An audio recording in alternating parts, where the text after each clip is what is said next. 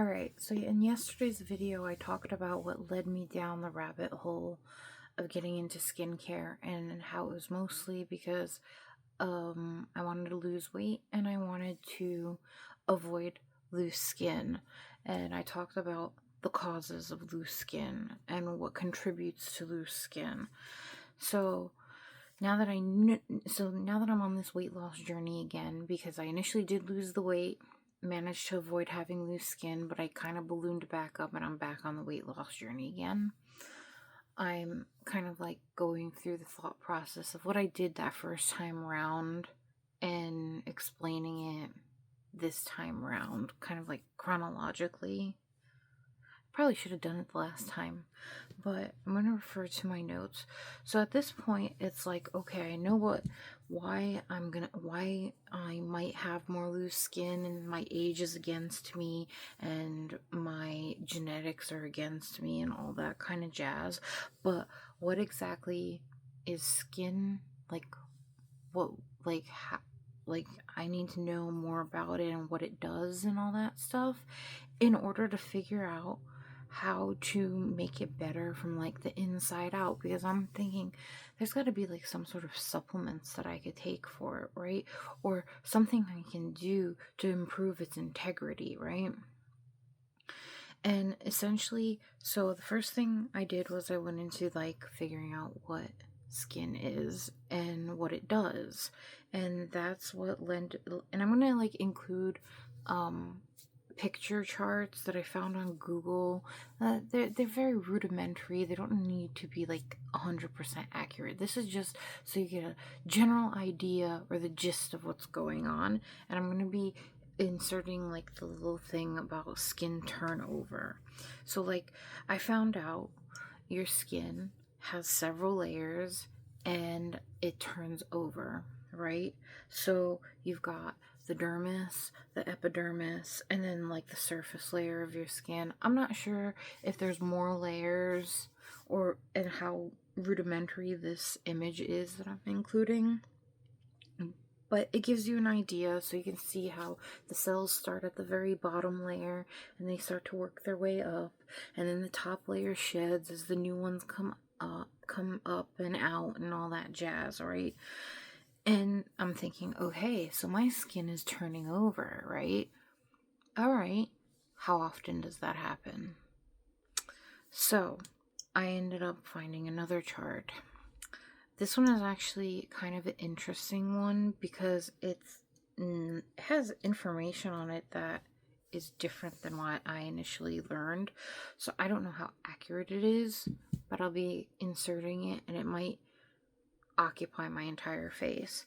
So with this one, it shows that prior to the age of 21, your skin cycles through every 2 to 3 weeks. I never learned that. I initially was under the impression that it cycled every 28 days up until the age of 25, and after that it was all downhill. So that's what I learned. So after the age of 25, it was all downhill, and that you started losing collagen when you were 25 as well. And part of that is because I don't know if that has anything to do with the fact that your skin turnover is slower and that's why you start losing collagen. I'm not sure. But I do know that you start losing collagen after the age of 25, and the speed of the way of how often your skin turns over slows down as you get older. And the thing is don't like with this image that I showed you, they're different. Like the time frames are different based on where you go on the internet to read it. This isn't a medical textbook. I don't know how accurate it is, but it gives you an idea of the window, the time, like of how often it cycles through based on your age bracket. And there's a bunch of different ones, and they're not that far off from each other. They're relatively similar in time. So I'm thinking to myself, okay, since I'm older now, right? That means I'm regenerating my skin slower. So I want to make sure that when it regenerates, it is regenerating and has everything that it needs to regenerate in the best and most optimal way possible. And how do you do that? Making sure that you feed your skin from the inside out. How I ended up figuring out what supplements are good for skin regeneration was by going down the rabbit hole of microneedling. Yes, I do microneedle because it is considered collagen induction therapy, and it for by creating the small tiny pinpricks in your skin, it induces collagen production and replenishes the collagen that you lose as you age. So I incorporated that into my skincare routine. It is very taboo when you DIY it, and I DIY it, which is why I don't really want to talk about it, but it is something that I do because of collagen, to make sure that I have collagen and elastin and all that stuff. But because I've learned about that, I ended up learning about exactly what supplements you need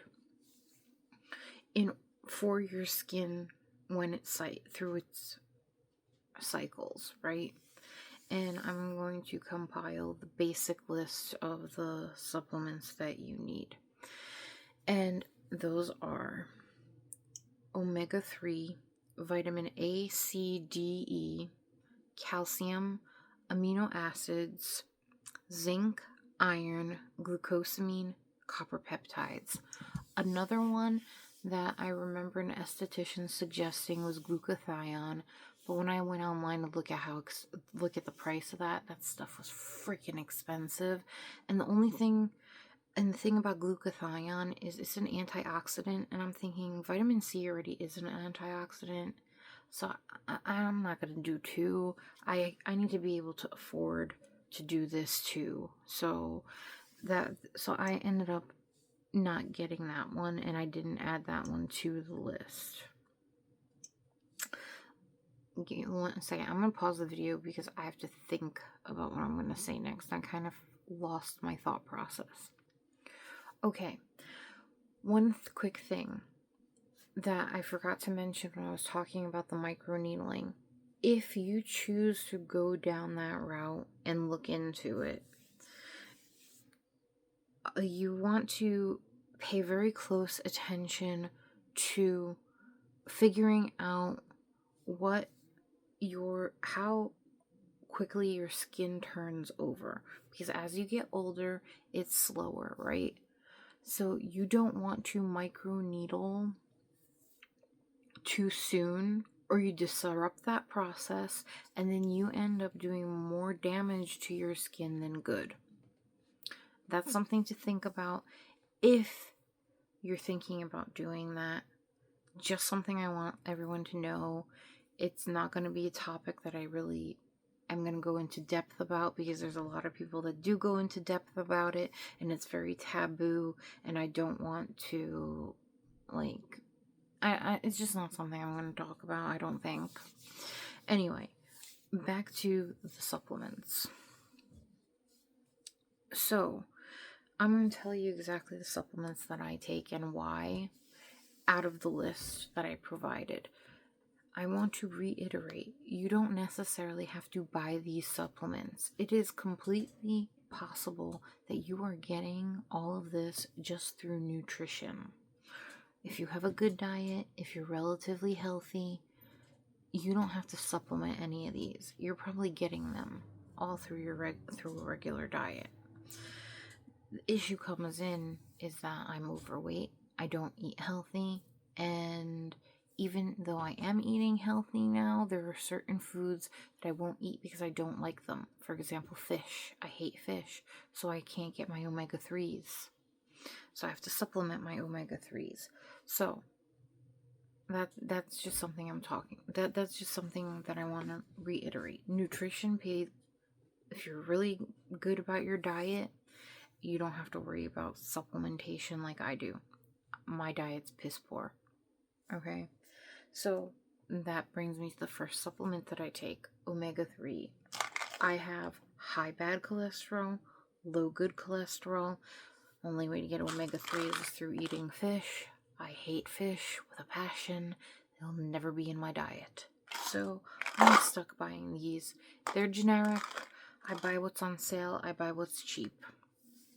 The next thing on the list is the vitamin A, C, D, and E. Okay, out of those four, I'm sorry, two I do not take as a standalone. Well, okay, here's the thing. So let's talk about vitamin C. Vitamin C, out of those four, is the only one you don't have to worry about taking too much of.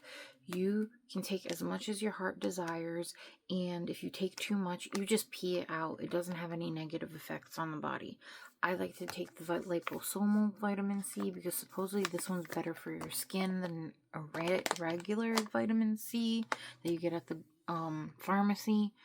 This isn't the ideal one that I like because it doesn't have the milligrams of the phospholipids, so I don't know exactly how many are in there, but it's the one that I like was out of stock, so I ended up getting this one, and this one was relatively affordable. They're usually like $40, but this one was like 14. So that's another thing. They tend to be a little pricey. I do splurge and get the liposomal one, but you're fine if you want to start out with just a regular one. I mean, supposedly these are better, but how much better are they? I don't know. I have noticed a difference in my complexion, and I go out of my way to get that one. But you don't have to. You could get a regular one. As far as A, D, and E, those can cause damage if you take too much of them. But out of those three, the only one that I take as a standalone supplement is vitamin D. Why? Because I am deficient. I don't go out in the sun for long enough periods of time in order for my body to make it naturally through sun exposure. And I ended up because I burn. I'm very pale, as you can tell. I burn easily. I avoid the sun. And I turned out to be vitamin D deficient. So a couple of years ago, had really bad joint pain. My hair was falling out. I thought I was getting old because I was like 38. And I thought I was getting old. And it was just side effects of getting old. But I ended up going that year to get lab work done in my physical because it was like a hot minute since I had a physical, like 5 years or 7 years. I don't know. So I went in, I got a physical. It turned out I was vitamin D deficient. And that's why my hair was falling out, and that's why I had the joint pain, because those were all side effects of vitamin D deficiency. They put me on a prescription version, and then ever since I've made sure to take a standalone supplement. But with vitamin D too, if you take too much of it, it's not good for you. I need it. And now, because of I lost all that hair, a lot of my hair is starting to come back. So I'm like 2 years in, and all the hair that I lost is starting to pretty much come back. And that's why my hair always looks like a freaking rat's nest. Anyway. So that's the only supplement out of those that I take that you need to be careful with, that I personally take as a standalone, that you may not need and you need to be careful with. A and E also you need to be careful with. I don't take standalones. I'm not deficient in them. I rely on them just from a multivitamin in my diet. These are gummies. Gummy vitamins are not ideal because the minerals and vitamins are sprayed on them, and you don't get the same dose in per serving each time. But these were what were on sale. This is what I got. This is what had a coupon. Ideally, you want like a capsule or tablet. So yeah, calcium, same thing. Don't take a standalone one. I rely on getting it from nutrition and a multivitamin. Part of the reason is because calcium can harden the plaque in your arteries. Heart disease is prevalent in my family. I have high cholesterol. I am extremely worried about taking a standalone calcium supplement, so I don't. I just rely on it from food and a multivitamin. amino acids. Amino acids are just collagen supplement. So you have a collagen supplement, and then here are all your amino acids. Again, too much of this is not good for you. I only take the recommended serving. I don't really like the tablets.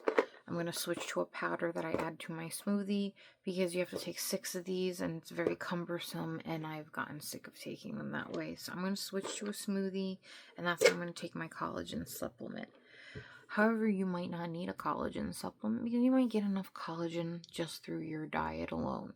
I'm a very picky eater, especially when it comes to healthy stuff. When it comes to like crap food, I'll eat anything. But when it comes to like vegetables and stuff like that, very limited options as far as what I'll like and what I'll tolerate. So, and the same thing is like, I'm not much of a meat eater either, so I'm not getting collagen from that. Like I think like bone broth and gelatin, that's where you get your like amino acids and collagens from, and I don't really eat any of that. Or like the nuts and stuff that you need that have the healthy fats and stuff. Like I don't eat that either. Like that's part of the reason I have to have a lot of supplements. Glucosamine, I take it. Didn't really look into whether or not this is bad for you if you take too much of it, but why would you? I just do the recommended serving and do that daily. And then as far as iron and zinc, oh yeah, that was before this one. But as far as iron and zinc, iron, again, I rely on the multivitamin for it because too much can be bad for you. Zinc, however, I have a standalone. The reason I have a standalone is because this is part of a PCOS regimen, and my body eats through zinc, and I tend to be zinc deficient often, and I was always zinc deficient, and I never knew why. I would get like the little white splotches on my nails, which is a sign of being zinc deficient. Never knew why. I've ended up figuring out it's because I have PCOS, and this is one of the supplements they recommend for PCOS because your body burns through it really fast, and that's why I'm deficient in it. So I take it as a standalone. You may just get by with what's in your diet and in a multivitamin. Copper peptides, never messed with them. As far as like copper supplements, supposedly a copper supplements reverse pigmentation loss when you start going gray. I don't know how true that is. That's what I read. I've never messed with them because I think they're also like one of those things where if you have too much of it, it's not good for you.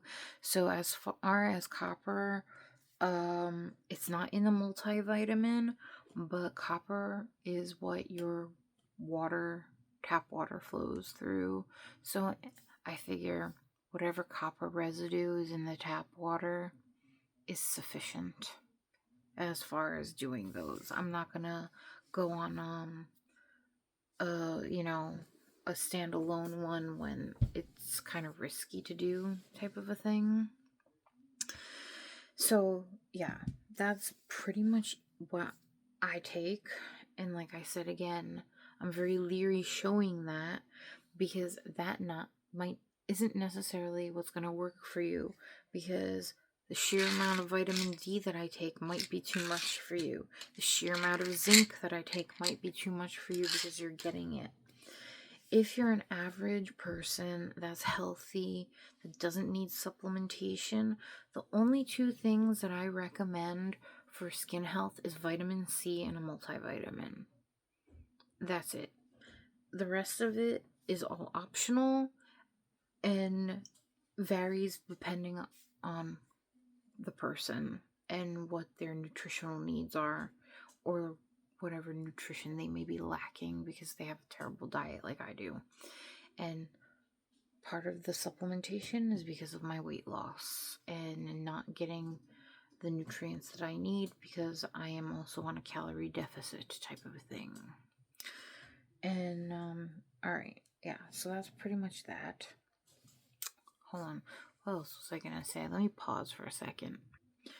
Alright, so that's pretty much it for the supplements. There is one more supplement that I started taking that I learned about before I went on this entire rabbit hole, but it's in correlation to water intake and making sure you're drinking enough water.